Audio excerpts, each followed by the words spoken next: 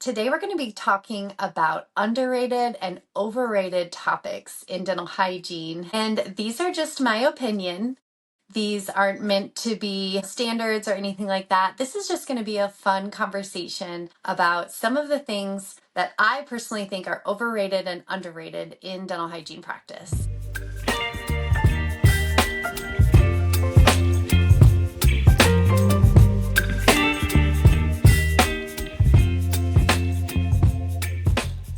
Hey everyone, and welcome back to the Grow RDH podcast. My name is Katie. I'm a dental hygienist from South Dakota, and I'm your host. We just got done with a huge series of the Enneagram.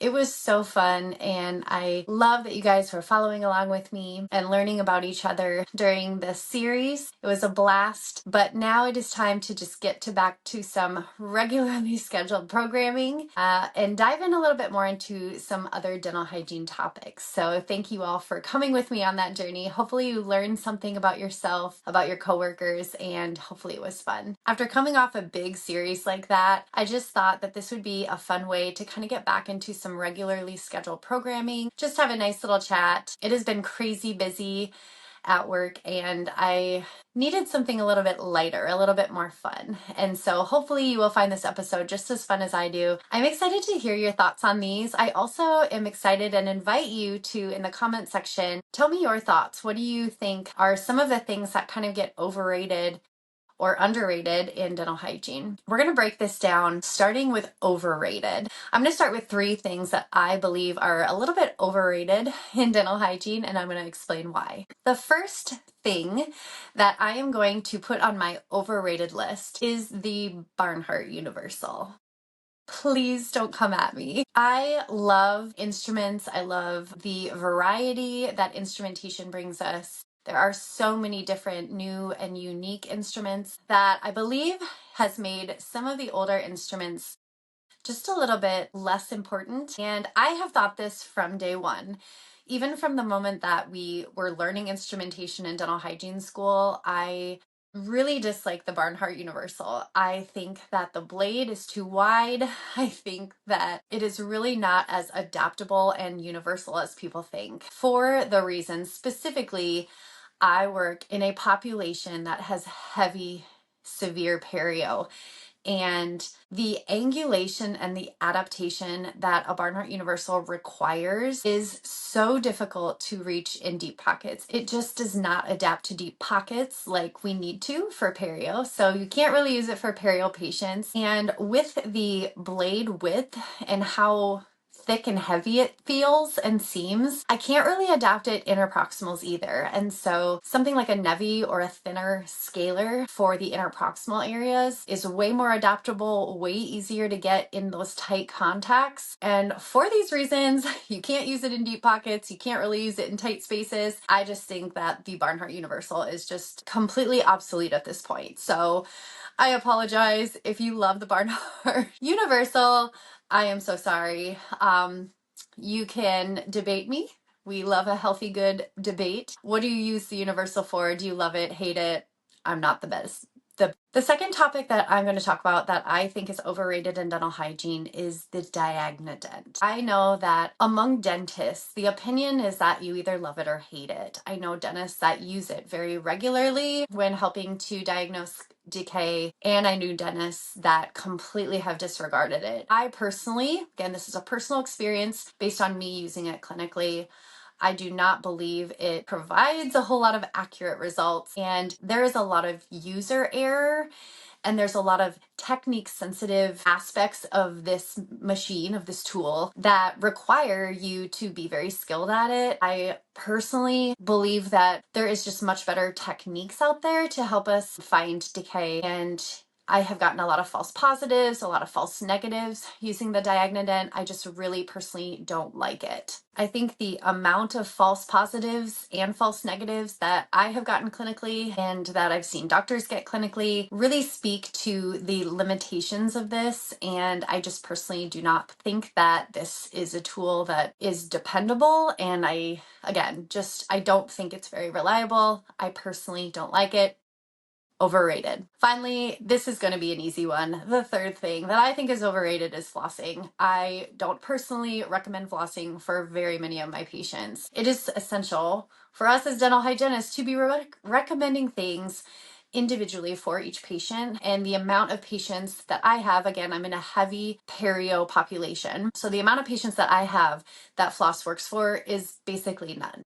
The large embouchure spaces, the interproximal loss that we experience, it is just overrated. Again, I think air or water flossers are so much better even for healthy patients. I think that the clinical results from air flossing or water flossing using things like superfloss or interproximal brushes when indicated are way better at getting plaque out of those interproximal spaces. And I just think that, again, flossing is overrated. Also, I don't think patients can do it. I think there's stats out there that says up to 90% of patients don't floss correctly. So even when you're recommending these things, it requires them to actually be able to do the procedure that you're asking them to do. And again, flossing just doesn't do it. Patients can't do it. And there are other techniques that are a lot easier and have better clinical outcomes. So for me, it's a pass. Flossing is overrated. Next, we're going to switch, and I think this part is going to be a little bit more fun. We are going to talk about underrated. These are three things that I think are completely underrated in the dental hygiene community, and I think that if clinicians actually used them, they would find that it is way better, more efficient, that these things can greatly improve your clinical practice. The first thing, and again, I'm from a perio office, I have a lot of perio patients, right and left Cavitron tips. The curved paired tips. These Cavitron tips are extremely underrated. I think this comes from the hassle, I guess you would say, of switching your tips. It's not time effective to have to use two different Cavitron inserts for different areas.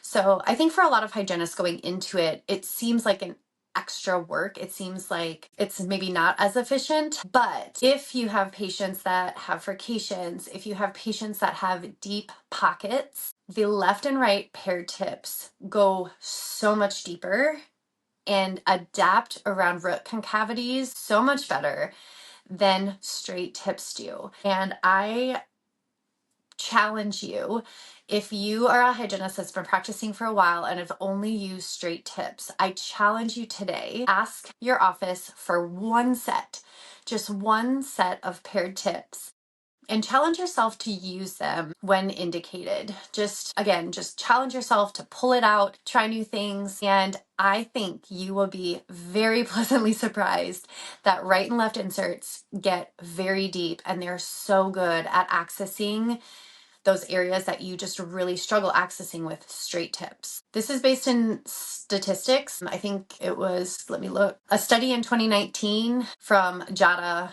has shown this to be true, that right and left tips were significantly more effective at accessing root anatomy. That includes concavities, furcations, all the things, way better than straight tips. So the stats support it, and I think you as a clinician will also see the difference when you go to use these. So that's my challenge to you. Try right and left tips just for a while. For those of you that use right and left tips, I would love to hear your support and or your feedback in the comments. Show some love for right and left paired tips. The second thing that I think is completely underrated, and I say this, but I do believe the trend is going towards air polishing. But I believe air polishing has been underrated for a while. I blame this on the old air polishers. If you were a dental hygienist circa 2009, 2010 or before, I graduated in '09 and we learned the old air polishers. The air polishers of today are nothing like the air polishers of yesterday. And those old air polishers, I think, have just scarred us for life. It was awful. It was awful to use as the clinician. It was awful for the patients because it was so abrasive and it tastes awful. And I think it just scarred everybody. Everybody's like, this is awful. We can't do this. And so I think when they went out of fashion, they really left a mark. So now with the new air polishers and the glycine powder, it is worlds different. I hate that even they have to call them air polishers, because I think even just the name alone makes people turned off of the idea to even consider it. I almost wish that it had some new unique name that wasn't even put it in the same category. But here we are. They are air polishers, but again, like I said, the air polishers of today are so different. The erythritol or the glycine powder is biocompatible. It is so good for the gums and for biofilm disruption. That's the thing. I think before, the air polishers were really for stain removal, and we used them to clean the fissures, before replacing a sealant, something like that. This is just a whole new mindset of air polishing. This is everyday use. This is for biofilm removal, biofilm management in general, not only for supragingivally, but also subgingivally. Research has shown that air polishers used subgingivally actually disrupt and remove more biofilm than hand instrumentation. It also has statistically been shown to reduce inflammation in perio patients, again, because of the biofilm management. And patients really enjoy it. We've been using the air polisher in our clinic for quite a while, the new version, and patients do not have negative words to say about it. It's very accepted among patients. They like it. And it's just, in my opinion, it's just really underrated. We need to spread the word about the new style of air polisher and kind of reduce the stigma of the old. So, new air polishers, underrated. The final thing I want to talk about that I think is underrated, and the reason I put it on this list is because we just interviewed Ash, the redhead hygienist. She was our Enneagram 9 guest, and her and I had a really interesting conversation about temping. So I put temping on my number 3 as something that I think is underrated in dental hygiene. Here are the reasons why I think temping kind of gets a bad rap, and why I think more hygienists should consider it at certain times in their career in order to give them a leg up. Here are my reasons. The first reason is the flexibility in being able to set your own schedule. You can, regularly temp for certain offices that you have a good relationship with. You can also take long-term temping positions, like say covering a maternity leave or some sort of medical disability leave. There's a lot of flexibility that you have as long as you don't need like a set office, maybe for benefits or something. I know a lot of new grads do temping as a way to kind of get their feet in the door at multiple different offices. They may not be sure where they want to go or where they want to be. And this provides them a really interesting look at those offices. And that brings me to my second point. You get exposure to multiple different office settings. We've talked on the channel before, there's a lot of negativity and borderline toxicity in the dental community in general. And not committing to one specific office right away lets you learn a little bit about that office and the office culture. So getting that exposure to those unique scenarios helps you learn what you like and what you don't like. Finally, the third pro that I see to temping is higher pay rates. I know that offices are a little bit more willing to pay. The downside to that is that they may not be paying you benefits, right? So if you are not an employee of them, they're not going to be covering benefits for you, which then lends to you're going to have to find health insurance. You're going to have to set money aside for retirement. And that's just something to consider. So higher pay isn't always a pro when it comes to a long-term career. But again, if you're in that short-term transition time in your career where maybe you're not sure which steps you want to take or where you want to go, this could be a really good option to sort of get you a little pocket change, a little extra money to get you by while you're deciding what you want to do or where you want to be. There are a lot of statistics that show hygienists are happier when they're temping because they have more autonomy in their job. Autonomy provides us a lot, like work-life balance and the ability to manage what you can say yes and no to. Everybody wants autonomy, and so this is the reason why hygienists kind of are leaning more towards that temping side, because then you have autonomy for when you want to say yes. And that is the last one. For me, temping gets an underrated score, and I believe that temping, when used in the right way, has a lot of pros for you during your dental hygiene career. Let me know what you guys think in the comments. Do you agree with my overrated or underrated topics? And also let me know what you think is overrated and underrated. I would love to feature your ideas on an episode. So if you want me to do another episode on listener underrated or overrated, we can make a whole episode and I'll read your comments and give you a shout out. What do you think is most overrated or underrated in the dental hygiene community? Let me know. As I said, this was a short episode. Spring is always busy. I hope you guys are doing well, enjoying the change in season. Spring is almost here. Pretty soon we'll have warm weather and enjoying some good outside time. I appreciate you listening. If you're enjoying this content, please like, share, subscribe. Share with another hygienist who you think might like this content. As always, I put out episodes every Friday. And if you want to get an email about every episode, you can sign up for my newsletter at growrdh.org. I send out a weekly email every Friday, no spam. It's just a weekly email of the episode of the week. Thank you for your support, and I will see you on the next one.